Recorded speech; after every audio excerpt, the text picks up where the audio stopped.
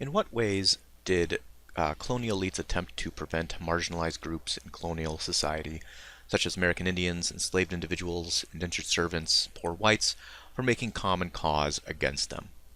So last week we really established how, particularly in the southern colonies and some of the middle colonies, that society had really become a slave society to a large degree, with the vast amount of the wealth being accumulated into the hands of those people who could afford a large amount of forced labor on their plantations. And sort of everyone else within society, the vast majority of people, were sort of just left to either be part of this forced labor, or certainly not profiting or benefiting nearly as much as a sort of small elite group of landowners.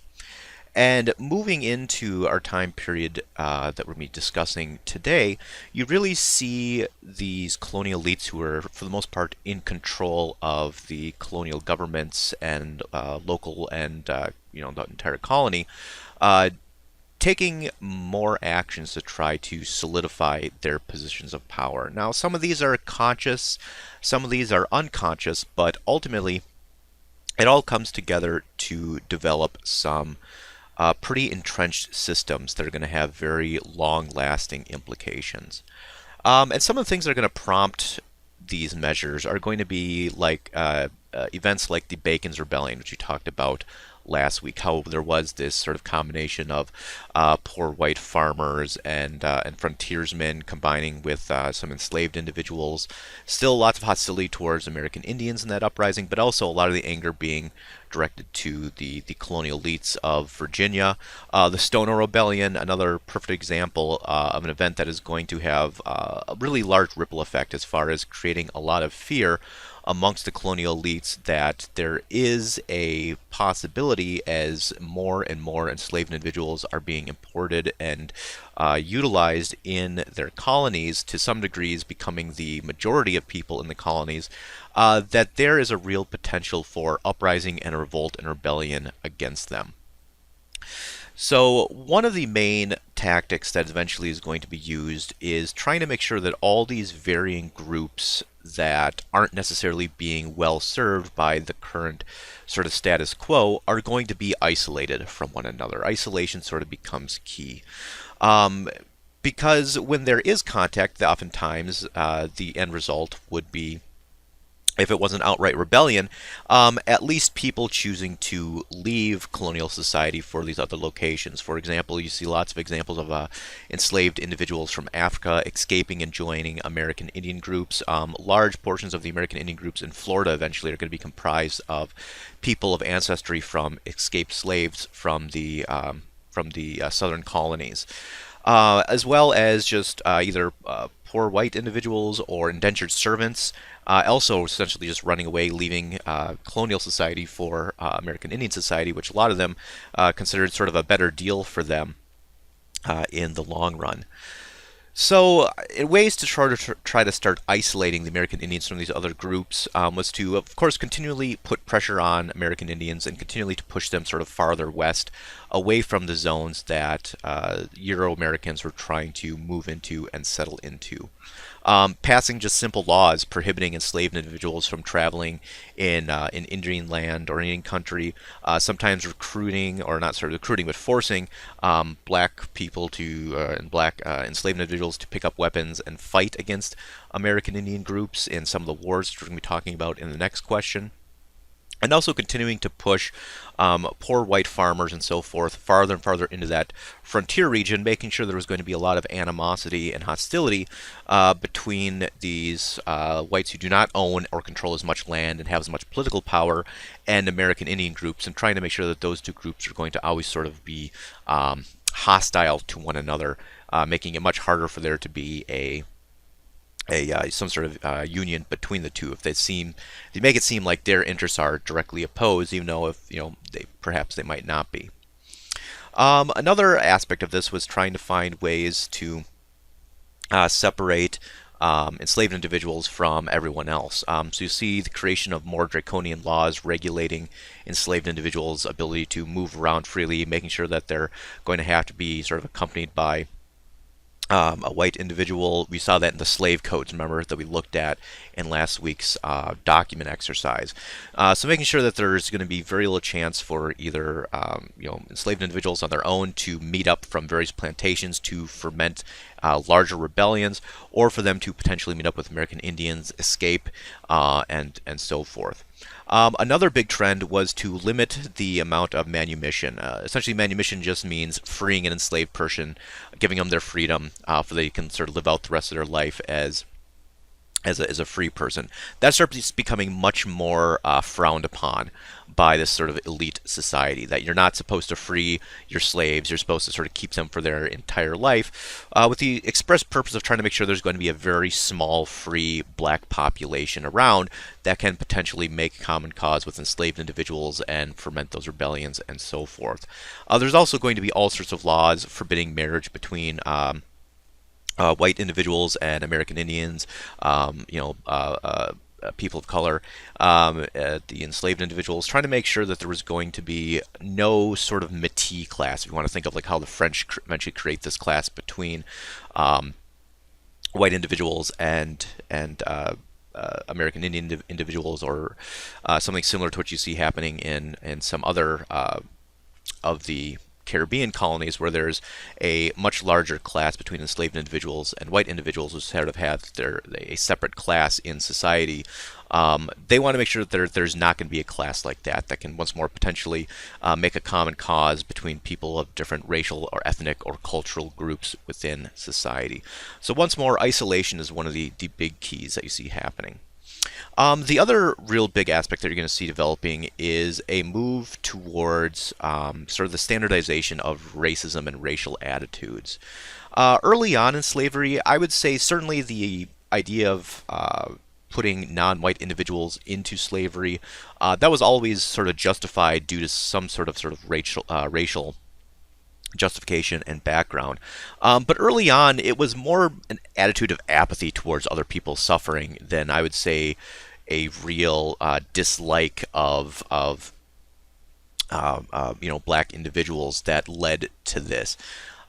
Whereas as time goes on, you start seeing a much greater attempt by slave owners and sort of the slave society to start categorizing enslaved people and putting all sorts of negative connotations with them, trying to portray them as being ignorant or stupid, vile, lazy, lecherous or violent, the idea of them being thieves and dishonest, trying to sort of take any sort of negative attribute you can think of and have it be used to cognitize what enslaved individuals are. And this is, in some ways, not necessarily a conscious effort, like didn't write down this as a plan, but it's something that develops over time. And with the degree to try to make sure that because you are trying to demonize a people, it does sort of two things. On the one hand, it certainly makes poor treatment of those people much more easy to justify. So this goes into that dehumanizing aspect, right? So trying to, as time goes on, further dehumanize people.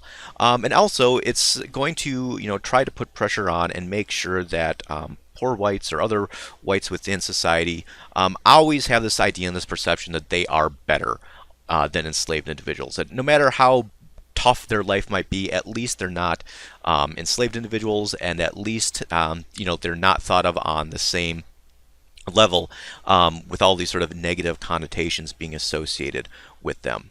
So as time goes on, you start seeing this idea that slavery becomes being seen as a necessary aspect to control this large black population. Otherwise, you're going to have all these terrible, awful people running around society. And as time goes on, this sort of racism, this idea of taking these negative aspects, tying them to a skin color, is going to become incredibly ingrained into the culture of these slave societies in these states, and eventually through all the British colonies, and eventually into the United States as well. And if you want to think of the difficulty that we have even up to our present time today with these deep-seated racial ideas and attitudes, you can really trace them back to this time period when there was this very conscious effort to try to put these very negative attributes and aspects tied directly to enslaved individuals and their specific skin color. And it becomes incredibly hard once it becomes part of essentially American culture to get that out. And that, of course, is something that we're still struggling with and fighting with today. Because we know that, today essentially everything that we think of as race is essentially built up through culture. It's not actually biological in any way, shape, or form. Very little of race is actually biological, and the vast majority of it is cultural. And the United States has had a much harder and more difficult time of dealing with this and thinking about this and accepting this than other locations around the world because the seeds of racism do go so deep and have been around for such a long period of time. Colonial elites also, for their part, wanted to very much model themselves after the English nobility, and always wanted to sort of separate themselves from the middle class, from the poorer classes, the way they sort of raised their children, the emphasis on sort of etiquette and so forth that they placed.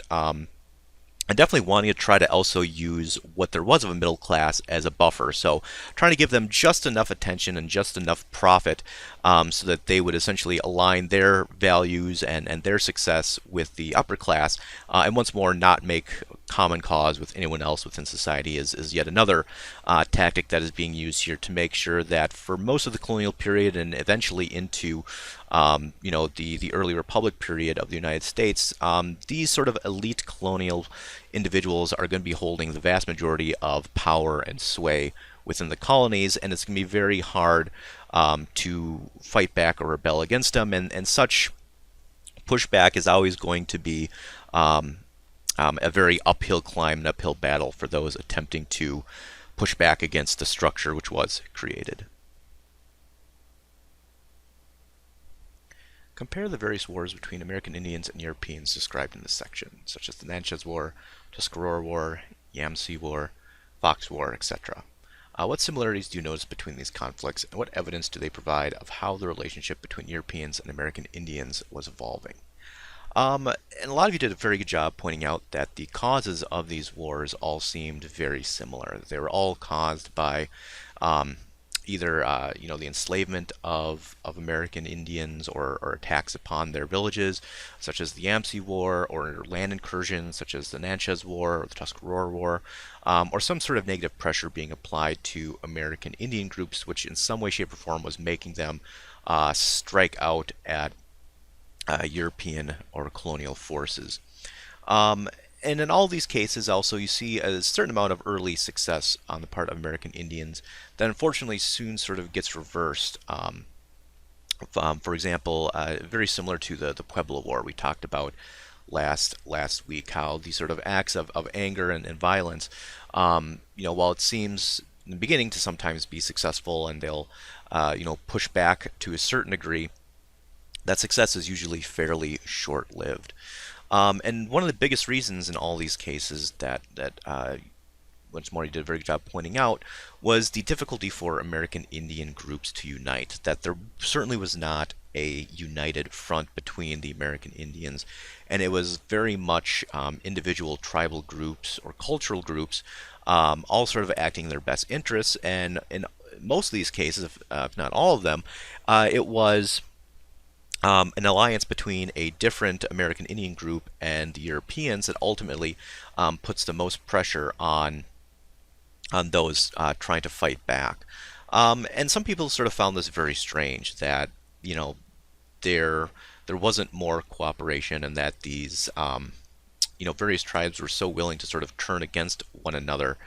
But I don't think it is ultimately all that surprising, because you have to remember that there wasn't the same us versus them mentality that these American Indian groups had between themselves and Europeans as there was on the other side. The Europeans certainly viewed themselves much more as sort of one coherent whole against an opposition force in the form of American Indian groups. The American Indian groups just, for the most part, thought of Europeans as just sort of another political group to be bargained with in the same way that the other American Indian tribes were. I mean, we saw this right from the very first days of interactions between these groups. And in the long run, that's going to be very difficult for American Indians then to successfully fight back, even given all the sort of disadvantages that they were already at, if they could not make common cause. But because there were different governing systems, the people really did think of themselves as being different from one another. It ultimately does make that sort of cooperation almost impossible. And, I don't think it should be that surprising when you think about it. I mean, this is sort of an alternative reality kind of example here, but just imagine if some sort of colonizing alien force came down to Earth today, and started, colonizing and putting pressure on some of the countries. I'm very skeptical that the United States, China, Russia, other countries would be able to put aside their differences and work together to try to fight them. Especially if the aliens have really cool stuff that they're willing to give the United States, and all we have to do is fight against the Russians or fight against the Chinese. I'm very, very skeptical that any of the countries would put that deal aside and actually sort of band together, because we don't view each other as one people. And that's no different than how the American Indian tribal groups were really viewing themselves at this point in time, and that they had their own rivalries and enmities that went back for years or generations, just like we have between our competing countries in the world today. And trying to just put those things aside, even if it isn't your best interest, is incredibly difficult. In the long run, though, the relationship between Europeans and American Indians was evolving, particularly in the British colonies, into one of just almost continuous hostility, continuous pressure being placed upon American Indian groups, and until those Indian groups are forced to fight back or flee further west. And that's going to be a story that unfortunately is going to be continued really for the remainder of our class here. Between the northern, middle, and southern colonies, which location do you think changed the most in the early 1700s? And make sure to explain your answer. I liked that the class had a really good split here in their answers. It seemed like there's almost an equal amount of people who chose the northern colonies, the middle colonies, and the southern colonies, which I think just goes to show that in all of the colonies, the early 1700s, late 16, early 1700s, was a time of really great change for the British colonies, and really sort of fills that gap from the way they sort of first came into being in the early days of those colonies, just sort of scraping by, to the very sort of large, well-defined colonies we see at the time of the American Revolution. So let's start with the northern colonies. What were some of the changes that were occurring in the northern colonies? The northern colonies, more than the other two, really saw the rise in industry. You see very profitable industries being created, like lumbering, fishing, shipbuilding. The creation of foundries and smelting of iron becomes a big industry that's created in the northern colonies, as well as a lot of trades and tradespeople, people who are becoming blacksmiths, tailors, shoemaking. So a lot more sort of, it's not obviously the Industrial Revolution yet, but more sort of an industrious location, as far as a lot of different ways that the economy is becoming diversified in those northern colonies, and a much more emphasis being placed on the value of labor, of free labor. There is a relatively very small slave population, so the vast majority of the people who are laboring in these industries are going to be free individuals. Also, agriculturally, you do see a shift from primarily growing plants in agriculture to livestock, realizing that livestock are a little bit more profitable agricultural product, but the northern colonies are never going to be making the majority of their money off of agriculture. That is much more going to be in the hands of the middle and southern colonies. One of the big key shifts that you see in the northern colonies is an increased urbanization. As you see the communities there really starting to organize themselves into larger towns and larger cities, where the sort of industry is growing up and thriving, and the labor then is being located close to these cities. You can definitely see that the industry is, and their economy is much more tied towards large urbanized areas than it is sort of a rural dynamic. And that's very much going to be indicative of those northern colonies and eventually the northern states after the time period of the Revolution. You also, during this time period, do see a transition of power away from those congregations in the individual separate towns.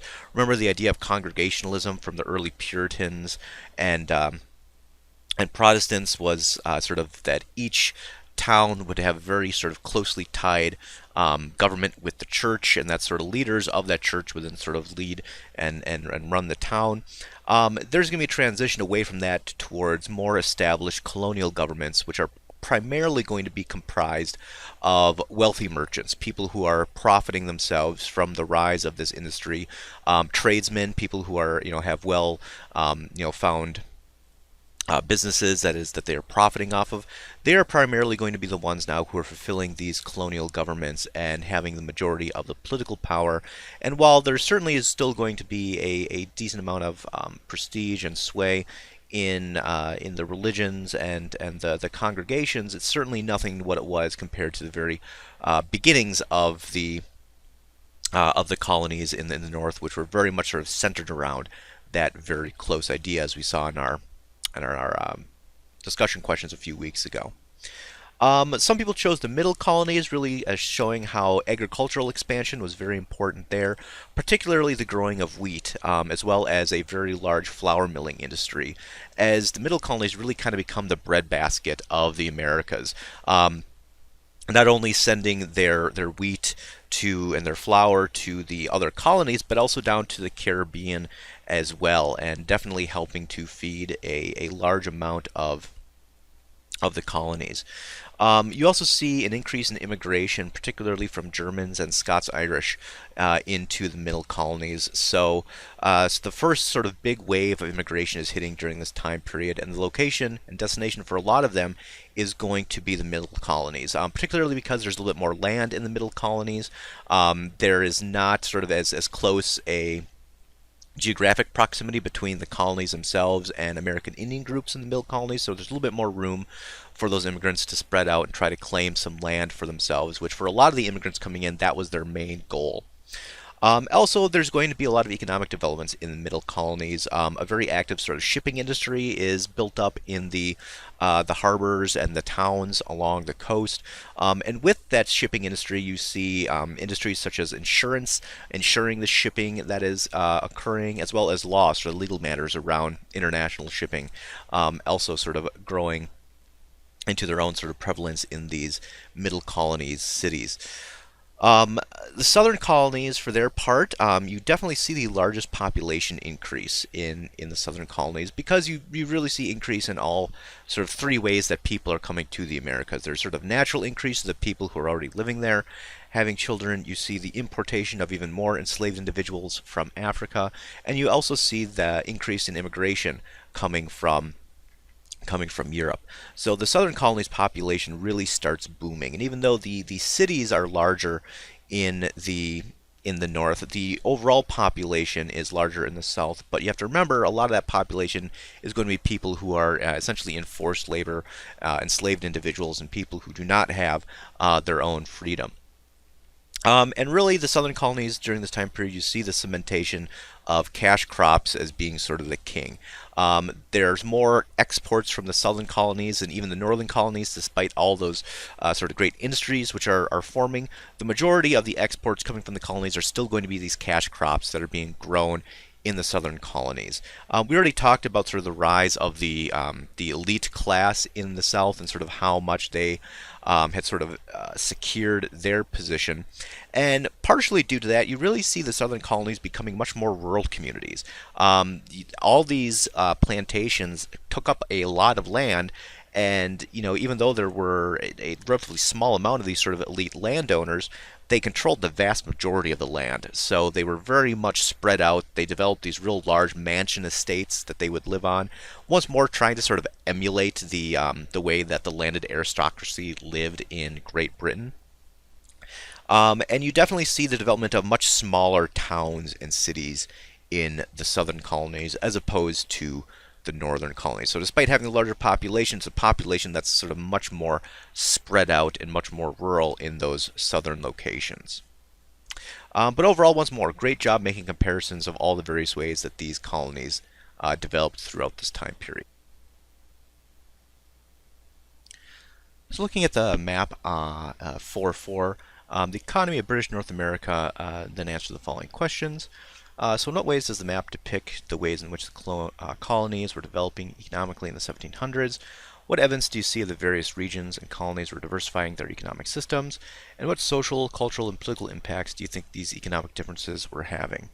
To a certain degree, this kind of is going over and recapping the last question, sort of giving a visual evidence of what we're talking about. You can definitely see how there were all these varying different industries popping up in the northern colonies, whether it was the fishing, the timber, the forges, and how most of their agriculture was based around livestock, much more small-scale agriculture, how the middle colonies were based upon a little bit larger scale agriculture, but more around the development of wheat, and how the southern colonies were much more based around those cash crops, indigo, tobacco, and so forth.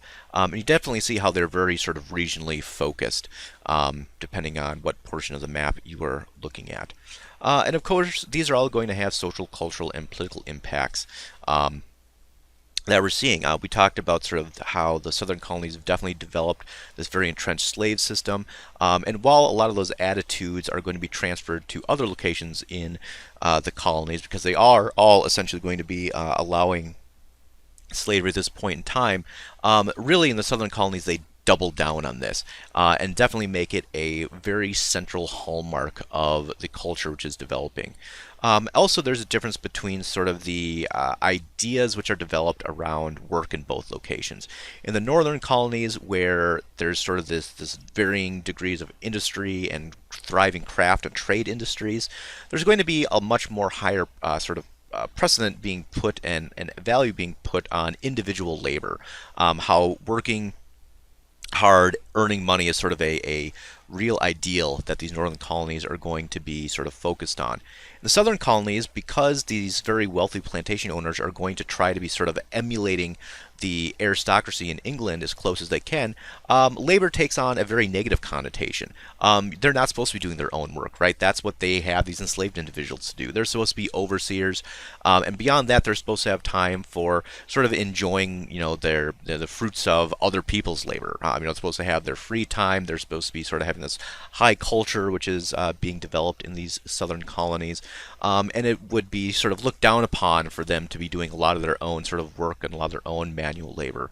You're going to see in the document exercise for this week how Benjamin Franklin sort of starts discussing this idea of labor, how sort of free labor was very valued in the North and very sort of devalued in the South due to the high presence of enslaved individuals. So you do start seeing really distinct differences in social distinctions, where there's a very large social distinction oftentimes in the southern colonies, where that sort of elite class wants to keep themselves very separated from the middle class and the lower classes, where in the northern colonies, as well as some other influxes of pubs and things like that you see coming over from Britain, which we're talking about in a moment here, there's a little more camaraderie between the various merchant classes and working classes and laboring classes, and there's not quite as distinct a hierarchy in the northern colonies as you see developing in those southern colonies. Also, that's very much going to depict who is involved in politics. In the southern colonies, oftentimes it's going to be much more contained to those land-owning elites. There's still certainly qualifications in the northern colonies as well, but there tends to be a larger amount of people can participate in the government systems in the northern colonies than there is in the southern colonies, which try to keep it very, very sort of exclusionary to a very small group of individuals. And of course, women in all the colonies are going to be very much sort of try to be kept out of politics, and certainly anyone who is not going to be of European ancestry is going to be very much kept out as well, just to make sure that there's that distinction. But even within that, there's going to be a difference between how the politics are developing in the northern colonies, in these larger cities, in these larger towns where there's a little bit more participation, in the southern colonies, in these much more sort of rural areas with a much sort of smaller select group. In what ways did ideas and practices in England influence society and culture in British North America? So you really have to look at the beginnings of a number of sort of, you might consider them revolutions or sort of large sweeping changes that are happening in England and having a sort of mirror effect in the colonies. The first is the Industrious Revolution, which is an increase in craft industries and manufacturing, and in a lot of ways is a sort of precursor to the Industrial Revolution. Um, the first country on earth, as we will be talking about in a few weeks here, to industrialize is England. And really, very shortly afterwards, the kind of second large location is the northern states in the United States. And it's not a surprise that really those northern states or sort of northern colonies at this point in time are really sort of mirroring the industrial changes that are happening within Europe very closely, partially because they had access to those sort of raw materials that were needed for the sort of industrious revolution, whether it was the timber, the fish, the land, the iron necessary for the smelting and the crafting. Um, so certainly a lot of the diversification of the economy and the springing up of these sort of manufacturing industries in the northern colonies is very reflective of what's happening in Great Britain at this time. At the same point in time, you have a communication revolution happening. Travel is becoming even safer, news is traveling even faster. The journey between Great Britain the United States is happening more quickly.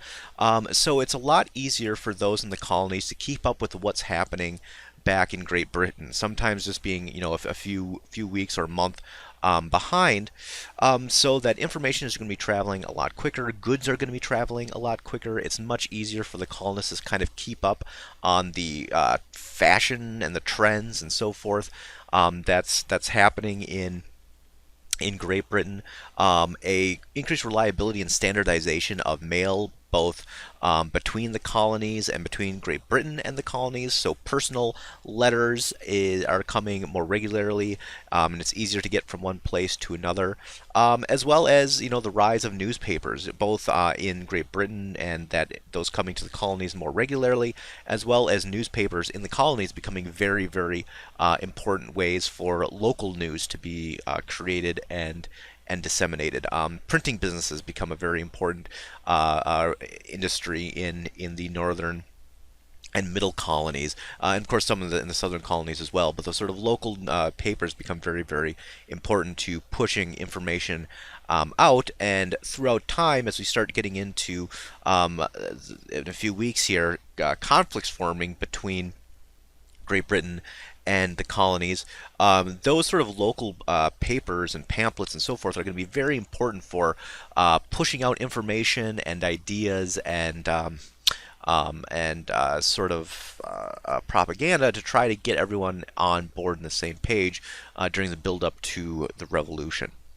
Also, you see sort of a commercial revolution going on. You see the increased use of paper money during this time, and because of that increased stability of contact between Great Britain and the colonies, you start seeing an increased demand for luxury goods coming from primarily Great Britain into the colonies. The colonists, particularly the colonists who are wealthier, want to have the same access to sort of luxury goods that the British upper class has in Great Britain. So definitely an increase sort of in trade and influence between sort of British society, British fashion, British culture, and what's happening in the colonies. So ultimately, with the communication revolution and the commercial revolution, you see the British colonies actually mirroring Great Britain to a much larger and higher degree than they had, prior or previous to this time period, at least in a much quicker fashion. And this leads to a lot of, like I said, sort of what you might think of today as kind of pop culture from Great Britain. Having a huge impact on the colonies, as a lot of the very wealthy colonists wanted to emulate the British elite and the British gentry, right? That's sort of their main goal. So British fashion becomes very popular in the colonies. British architecture, the creation of these large mansion houses becomes very common. Ideas of British sort of beauty, the right kind of speech, becomes very common. Trying to emulate how the nobles talk, how they interact.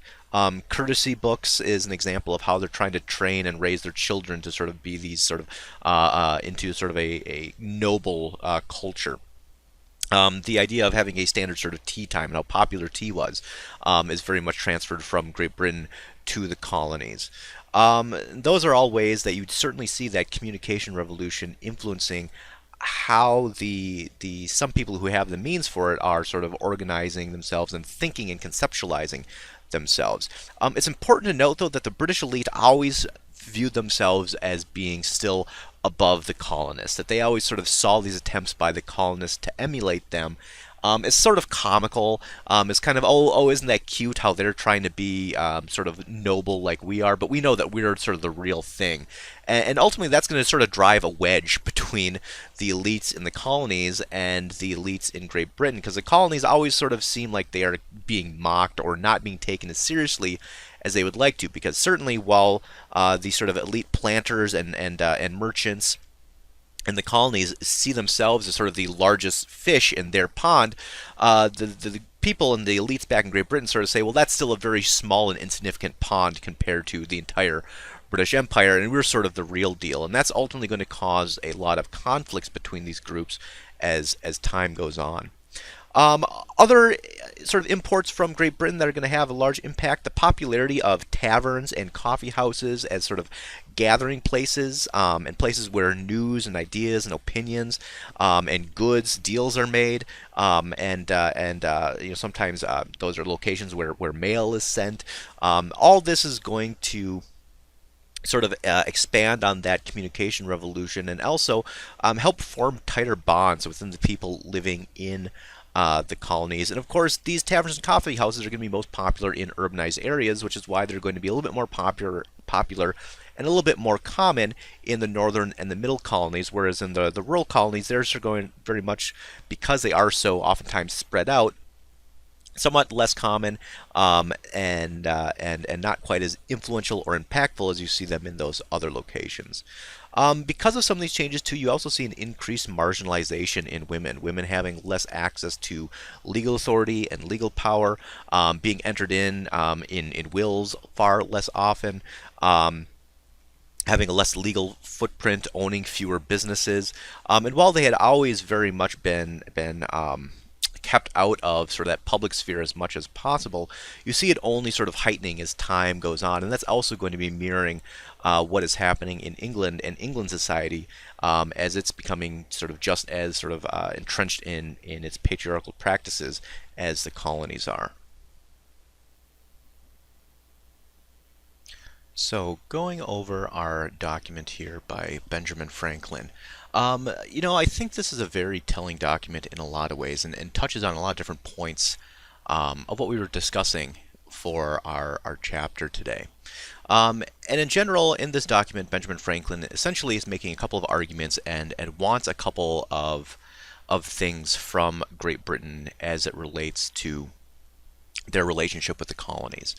And to begin with question number one, he makes a number of comparisons between Europe and the American colonies as kind of the basis of his argument. So he begins talking about sort of a comparison of marriage practices between the two countries. He says that it's easier to be financially stable essentially in the Americas, so that it's easier to get married and to start a family. And the reason he gives behind this is essentially the access and the availability of land that is being present in the Americas. He says essentially sort of due to Europe being full, that's sort of a big comparison, that because Europe's full, essentially there's fewer opportunities, fewer access to be financially stable. Labor costs are very low, so people aren't getting paid enough to sort of start these families. Whereas in the Americas, it's sort of the complete opposite of that. And this is where that idea of sort of labor factors into this, and the cost of labor factors into this. It's interesting how he depicts this transfer of land away from American Indians to Europeans. As he states it in his quote, Europeans found America as fully settled as it well could be by hunters, yet these, having large tracts, were easily prevailed on to part with portions of territory to newcomers who did not much interfere with the natives in hunting and furnished them with many things they wanted. And this really paints a very rosy picture of this time period.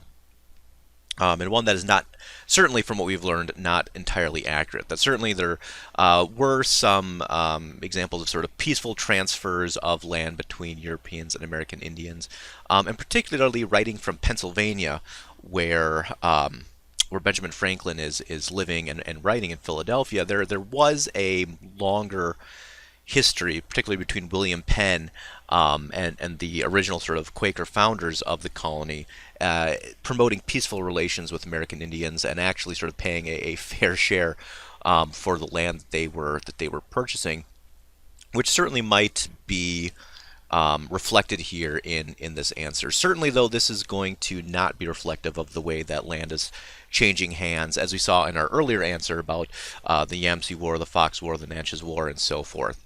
But interesting that this is how he is characterizing it here. Regardless, though, that's sort of the reasons why he makes his argument that hence marriages in America are more general and more generally early than in Europe. And once more, it's this idea of sort of more opportunities within the Americas leads to higher labor costs because people essentially have enough opportunities to move out. They don't need to be staying in a job they necessarily don't like for a longer period of time and sort of set up their own plantations or so forth. For example, he says labor will never be cheap here, where no man continues long a laborer for others, but gets a plantation of his own. No man continues long a journey to a trade. Which, depending on when and where you're talking about, is more or less true, but that's the argument that he is making here. He also makes the argument that in the long run, slave labor is more expensive than free labor, and that the primary reason that it is adopted is because generally he kind of says that it's easier, that the people who are slave owners don't want to have to continually look for new labor, so that they are instead going to be choosing a more expensive option in slave labor. Once more, the economics don't necessarily bear fruit on this, but that's another reason why he is arguing that labor is always going to be much cheaper in Europe than it is in the Americas. Now, why does this matter? Why is he doing such a huge comparison of sort of the labor dynamics between the Americas and Britain? Well, really, he is pushing back on the idea of Great Britain that they should be limiting the amount of manufacturing in the American colonies. He states right off the bat that there's very high demand for manufactured goods within the colonies, but that sort of creates a dilemma for Great Britain, particularly in light of that idea of mercantilism. Remember that sort of economic policy that we discussed last week?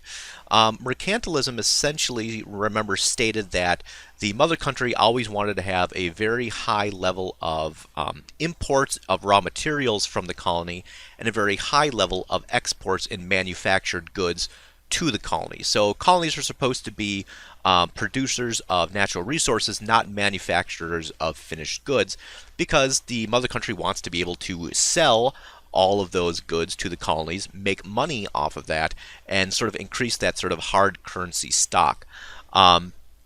Franklin's argument through all this is that he does not want Great Britain to limit manufacturing in the Americas. As he says at one point in time, a wise and good mother will not do it. To distress is to weaken, and weakening the child weakens the whole family. So he essentially says that it's in Great Britain's best interest to allow for there to be a large amount of manufacturing happening and going on. Of course, this was already sort of happening anyways, right? We talked about how, particularly in the northern and middle colonies here is where Franklin is writing from, that there had been sort of that shift in the Industrious Revolution towards much more manufacturing, and that was making some in Great Britain nervous because it was sort of going against those key tenets of mercantilism. But his argument is essentially that by limiting the colonies in their manufacturing, you're going to be limiting the empire. He says you don't need to worry about us having cheap labor from slavery. Remember, that was that first portion that he was arguing. So we're not going to be essentially having easier labor than you, and also because of this very high demand of manufactured goods, we're not going to run out. Like, we can import as many manufactured goods as Great Britain wants to make and create our own manufactured goods, and it's just going to be better for everyone.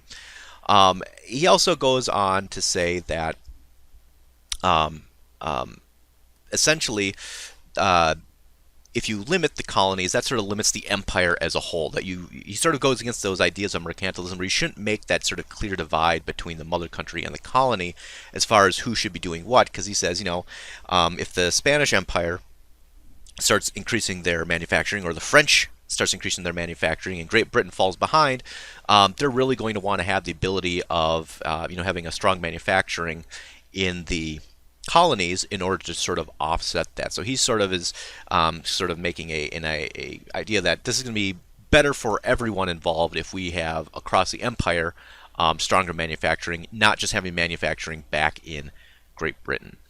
So those are some of those arguments he's making. The last thing and last policy that he sort of wants England to pursue is supporting population and populating the colonies, saying that he sort of he doesn't want Great Britain to be worried that there's too many people from Britain living in the colonies, and saying that Britain should very much be sort of pushing that forward. As he says, this million doubling, suppose but once in 25 years, will in another century be more than the people of England. So he's saying that the colonies eventually are going to have more people than in England, with the greatest number of Englishmen will be on this side of the water, so saying in the colonies.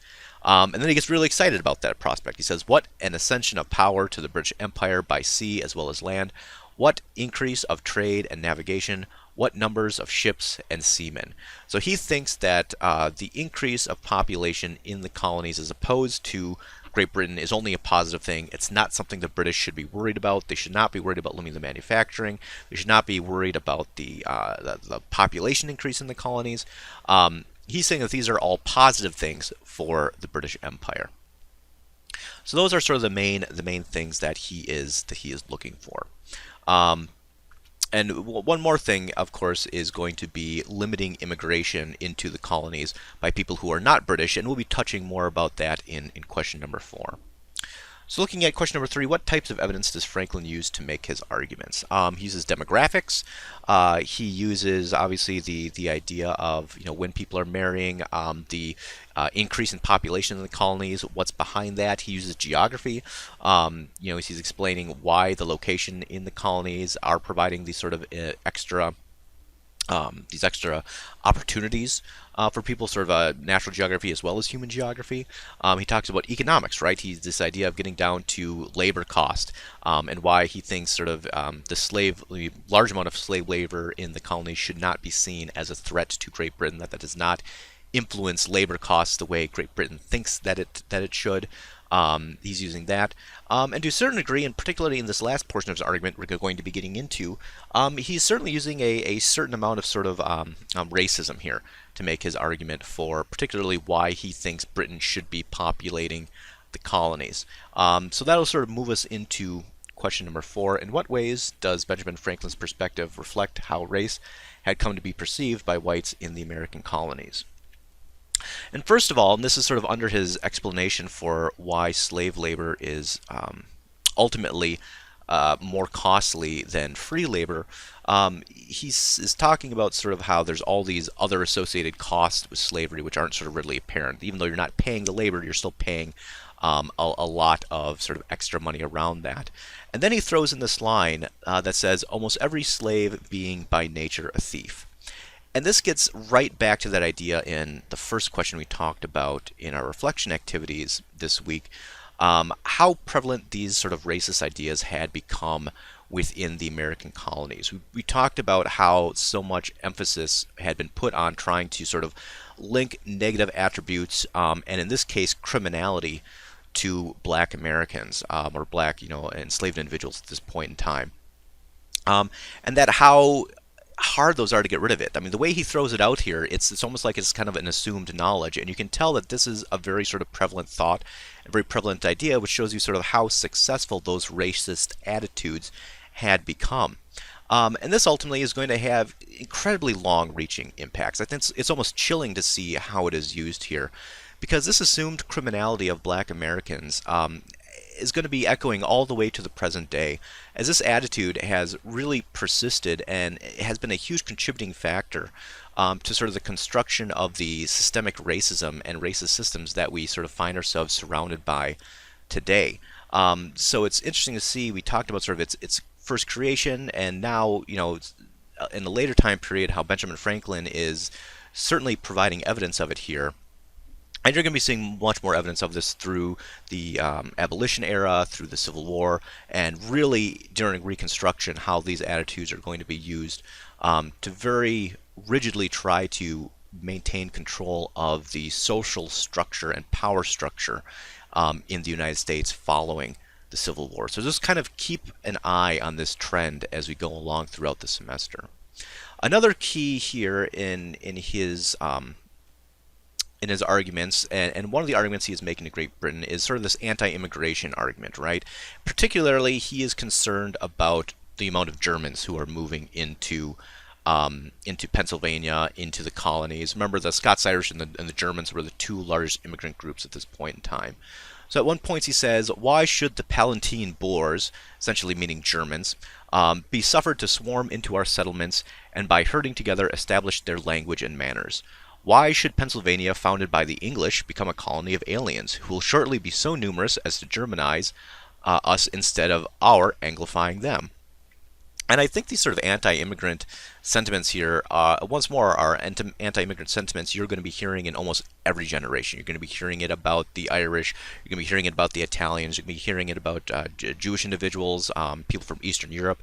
Eventually, as time goes on, you're going to be hearing it about Asian Americans, Latin Americans, Latino Americans, anyone who is going to be coming into the Americas. You're going to see a lot of times these same sentiments played out over and over again. And it's interesting how he very quickly transitions from simply this sort of cultural argument to a very race-based objection, and really shows that, and outright states that he has a preference for having white people in this country rather than what sort of he characterizes either black or tawny people. And certainly he talks about the presence of black individuals from Africa as enslaved individuals and their presence in the country. But he goes on to really make the argument that not only are there people from Africa or Asia or the Middle East, not only are they considered not white, from his estimation, a whole lot of Europeans are not even considered white. He goes on to say, and in Europe, the Spaniards, Italians, French, Russians, and Swedes are generally of what we call a swarthy complexion, as are the Germans. Also the Saxons only, excepted, who will, with the English, make the principal body of white people on the face of the earth. And I wish that their numbers were increased. So here he's saying that only sort of the English and the Saxons are the only ones in the entire world who should be considered white, and that everyone else is in some way, shape, or form not white. And all this really shows the very hypersensitivity towards race which has developed in the Americas, that there's a very particular idea of what it means to be white, and a very strong preference to try to have a country that is much more pure in that way. He goes on to once more state, why increase the sons of Africa by planting them in America, where we have so fair an opportunity by excluding all blacks and tawnies of increasing the lovely white and red. Interesting how he sort of throws red, I'm assuming in reference to American Indians here, as sort of being part of his preference. And once more you see, once again, how he sort of seems to have a much rosier idea of the relationship between American Indians and white Americans than a lot of other Americans at this point in time would have had. But that this idea of kind of racial purity is very important to him, and is very much part of the argument he's making to Great Britain for why they should be increasing the amount of people sort of British ancestry to be coming in here. He finishes up by saying, but perhaps I am partial to the complexion of my country, for such kind of partiality is natural to mankind. And sort of saying here that this sort of racism is only natural. And that's not entirely true. I mean, there's very different perspectives of race around the world and throughout history, and the kind of racial sensitivity and focus that you see occurring in the Americas and the British colonies, eventually in America, is very much heightened compared to many other places around the world, and much more importance is going to be placed upon it. And in a lot of ways, this is kind of a forebear, interestingly enough, to the sort of pseudo-scientific racist ideas you see developed across Europe and America moving into the 19th century. As you're going to be seeing ideas of eugenics and social Darwinism and things of that nature really emulating this same idea, and the construction of all kinds of inaccurate ideas of race being created. Of course, the ideas of race that he's purporting here are completely inaccurate. That genetically there really is no difference between someone from Germany and someone from Sweden, or someone from France and someone from Italy, or someone from Spain. Those are nationalities. They're not races. There's zero difference between someone from Great Britain and someone from Germany. There just isn't. And there really is, like I mentioned earlier, if you're looking at the modern conception of race, pretty much no difference between any human being. That the differences are so slight and so insignificant that they're almost non-existent, and that almost everything we think of when we think of as race is made up. It's created. And the way that it's being created here in the colonies and eventually in America, like I said, is going to be sort of very hypersensitive to who is included in the sort of preferred racial group and who is excluded from that group.